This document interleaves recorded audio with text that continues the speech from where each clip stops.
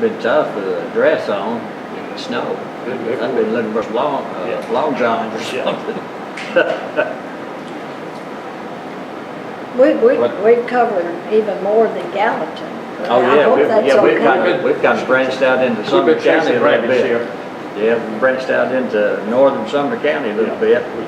Okay, I even lived in White House, Tennessee, back when it was just a filling station. It had a little grocery store and like a couple of rooms behind it. We lived there. That's about all it was on Old 31, you know. Yeah. Now look at it. Oh, yeah, really grown, really grown. Well, look, look at Gallatin, how much it has grown. Y'all probably remember down here by the sheriff's office where they used to have on Saturday, farmers market was down there. I mean, they'd have all the stuff down there. I mean, that was a busy little place. Every Saturday in Gallatin was busy. But, farmers market was down there on Saturdays. Of course, everybody, got paid on Friday more than likely.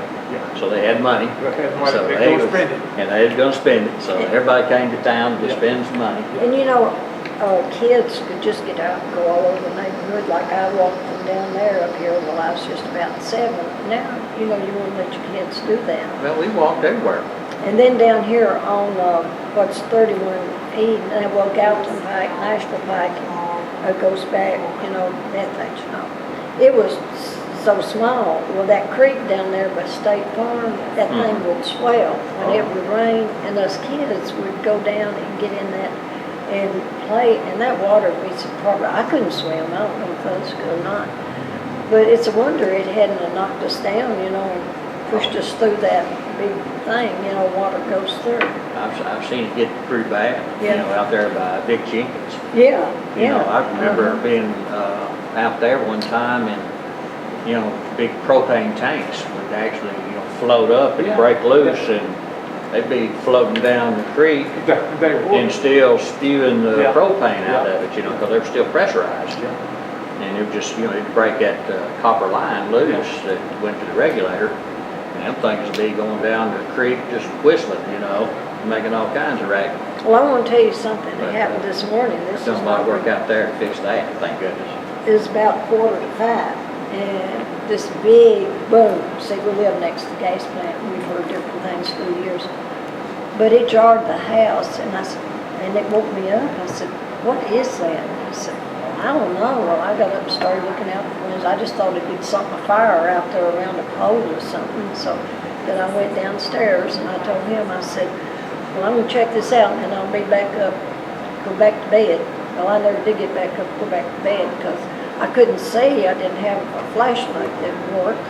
And so I went out on the sun porch to where I'd get enough light to look in the phone book to come electric. And I said, I guess I'm about the 100th caller, but I said, we heard a big loud boom that woke us up. And he said, well, it's been taken care of. So I was okay then. Must have been a transformer, I guess, then. So they must have known about it. But boy, it sounded like it was right there at our house. They are loud. Way louder than a shotgun. Well, I'd never heard one that way. I'd never heard one. Like a dynamite blast. Yeah. We're going to use all our fan up. How much time we got? Let's see. Okay, Dawn and I just celebrated our 65th wedding anniversary, June the 10th. And but we celebrated on the 7th in our church gym. We had over 300 that was in attendance that signed the book. And William Lambert,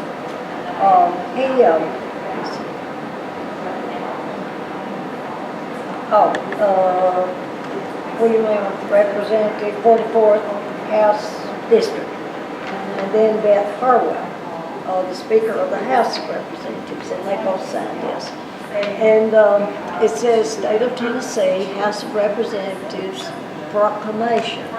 Whereas this legislative body takes great pleasure in paying tribute to those successful marriages that have stood the test of time to serve as exemplars for present and future generations. And whereas on June 10th, 1949, Donald Hodges and Joan Story were joined in holy matrimony, and since that fateful day, this outstanding couple has faced the world as one, basking in the glow of their love for each other during both life's joys and sorrows, and whereas their storybook romance began when Dawn visited Joanne's house to see her brother James and inquire about buying a gun. When Joanne first laid eyes on Dawn, she thought he was so good looking and set her cap for him, in her own words. And whereas after the auspicious first encounter, Dawn and Joanne were married on June 10, 1949, at the Baptist Church Parsonage in Franklin, Kentucky, with Reverend David Fulton Davis Sr. officiating, and Joanne's brother, James Story, and Joanne Hart, a good friend, serving as witnesses. And whereas, finding himself a little short on cash, Donald Hodges borrowed $25 from his father, I think it was $30, from his father to finance their luxurious honeymoon trip to Chattanooga with his 1941 Pontiac with ball tires providing transportation. And whereas the newlywed, Mr. and Miss Hodges, stayed the first night of their honeymoon in Murfreesboro Hotel, then drove to Chattanooga the next day, sustaining themselves on bologna sandwiches, which were all they could afford. And whereas, while returning home to Portland, Tennessee, a day later, Dawn and Joanne learned that the very hotel at which they had stayed, well, we learned that coming back, in Murfreesboro, had burned down since they had departed.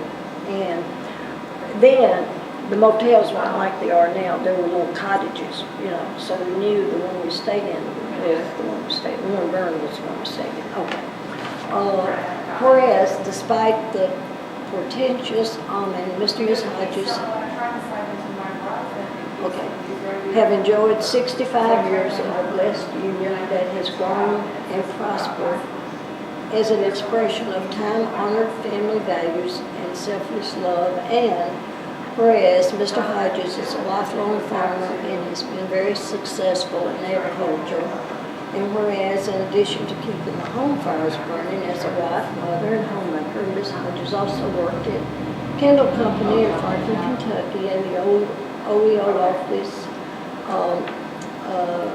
of Economic Opportunity, and the vendor shop in Portland, and also Prissy Mills. Whereas Mr. and Ms. Hodges have expressed their faith as members of Portland First Baptist Church for their entire married life together.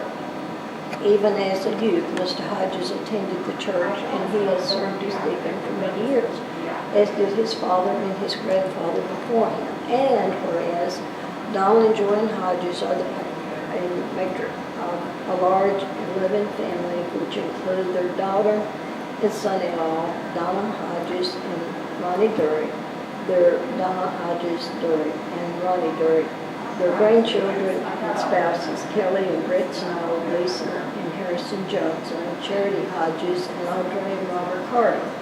Their great-grandchildren, Jake, Taylor, Avery, Addison, Drew, Jude, and Foster, and their daughter-in-law, Sherry Hodges. And whereas Mr. and Ms. Hodges treasure the memory of their sons, Mike, Mark, and Lee Hodges, and their son-in-law, Steve Holler, all of whom have departed this earth for a far better existence. And whereas marriages such as the Hodges are truly the rock-solid foundation upon which our society is built, and the beacon of sanity and continuity in these turbulent times now. Therefore, I, Beth Hardwell, Speaker of the House of Representatives of the 108th General Assembly of the State of Tennessee, at the request of and in conjunction with Representative William Lambert, do hereby proclaim that we join with the family and many friends of Dawn and Joanne Hodges in honoring and congratulating this special couple on the celebration of their 65th wedding anniversary, and extend to Mr. and Ms. Hodges our best wishes for much continued happiness in the years to come. Proclaimed to Nashville, Tennessee, on this the 10th day of June 2014. And one of the gifts we got, because we requested no gifts, was from Mike and Mala